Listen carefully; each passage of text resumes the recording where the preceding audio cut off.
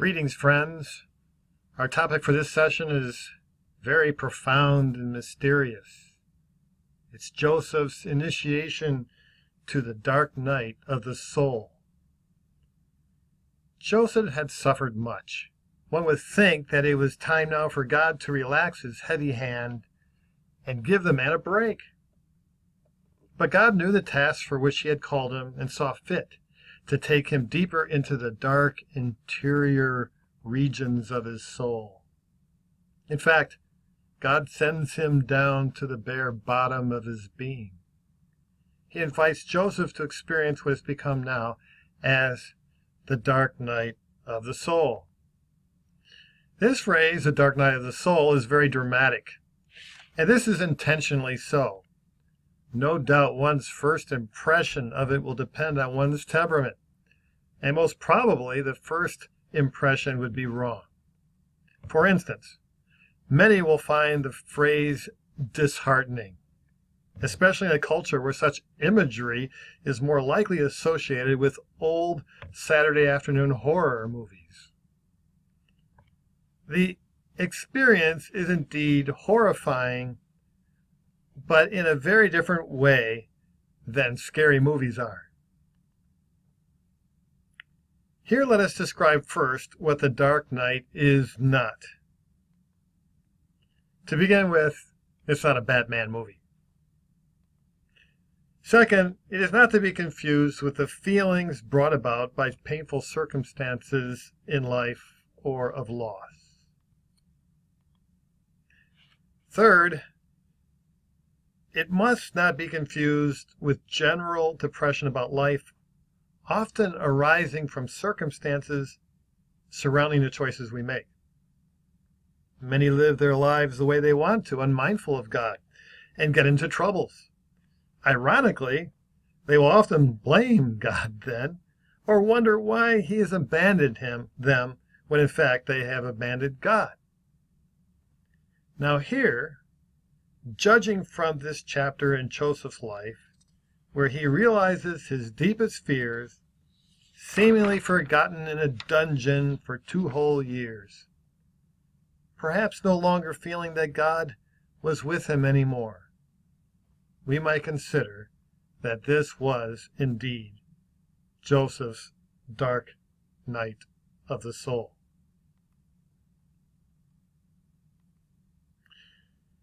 The dark night of the soul actually is experienced by those who have had very intimate and deep experiences with God, spiritual encounters like Joseph had had in his dreams. They have enjoyed God and have come to see that God is in fact the greatest of the joys that anyone could have in his life. God is so real to them that everything else seems small. Such spirituality feels so wonderful and holy, and it is so easy to get hooked on the feelings it brings, like a spiritual narcotic. St. John of the Cross calls this spiritual gluttony. When this happens, we are not so much hooked on God, but into our feelings. But God cannot be reduced down to our feelings. As a matter of fact, our feelings are not big enough to grasp God. How does it feel in the dark night? Like Joseph, those who experience it feel utterly abandoned and helpless, perhaps even jilted by God, the soul's lover. There is a parched spiritual dryness where before there was spiritual abundance. Previously, the soul seemed to have God at its beck and call. He was always there. Sure, he may have seemed to hide for a while, especially when our own earthborn clouds arise to darken the sky. But they eventually blow away by the winds of grace. Now the heavens are locked shut, and a spiritual famine moves in. Moreover, a sort of moral dereliction may come in. Impure thoughts may even torment the mind, thoughts which would never be entertained previously in a high state of spiritual elevation. This is especially painful to the soul that has experienced, to some degree, purification. In short, those who are passing through the night no longer feel spiritual. Now the soul actually feels its poverty of spirit. It mourns like it has never mourned, for the spirit is capable of much more suffering than the body. At this point, we may wonder at the methods of God. How is it that he can stand aloof when his children suffer so badly? The strange fact is that he's more present in his seeming absence than when he seems to be present. The dark night is a most holy night, where God savors the sweet sacrifice of the longing soul, desperately stretching out to him in the darkness, and in despair wanders the empty streets for its beloved. Here, true passion is tried and tested. Is the soul ready to die for love? In the end, love is an ordeal by fire, a torment fierce and dire for those who feel compelled to follow their hearts into the divine depths. God in silence stands in the darkness just beyond the glow of the fire and witnesses the victim's self writhing on the altar, making the supreme sacrifice for love. The soul in its anguish asks, shall I ever see my God again? This is in Psalm 42. Many of the Psalms reflect this cry of the desperate soul. An answer echoes out from its hollow core, though I never see him again, still will I love him. Love demands death. This, of course, would be cruel only if God himself was not willing to die for love. Love is a very serious matter. Now, the dark night is absolutely passive.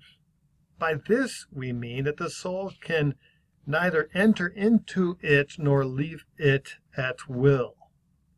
God initiates it, and this state continues till God sees it fit to let it end. It may be for a relatively short time, or it may last for years. However long, it is certainly the most dreadful experience for a soul deeply sensitized to God. When it is finally over, the soul rises higher than ever, secure in the knowledge that God is far bigger than it ever before conceived or felt. It is in the night that true spiritual greatness is born. Men cease to be boys, and women cease to be girls. Both come to possess rugged spirituality, a ruggedness that no longer fears anything, even death itself, for they have already died, and they have nothing here on earth to lose. They are detached from all things on earth, both seen and unseen, and are attached to God alone. In their attachment to God, however, they show their tried and tested love by allowing him to come and go as he pleases, confident of his love even when he doesn't seem present. They no longer fear the dark, for they have passed through and have discovered the treasures of darkness and the riches hidden in secret places. In our story, Joseph can again be compared to Christ, who, on the cross, experienced utter alienation from his Father and cried, my God, why have you forsaken me? The moment of deepest anguish and seeming weakness is in fact the moment of deepest spiritual profundity. When Mother Teresa's journals were released, the press made a big deal out of the spiritual dryness and feeling of abandonment she felt for much of her life. It was presented almost as if she was playing a charade in her life, that she harbored this dark secret. Actually, the opposite is true. She was in union with Christ as an offering poured out for love for humanity. May God bless you as you ponder these things.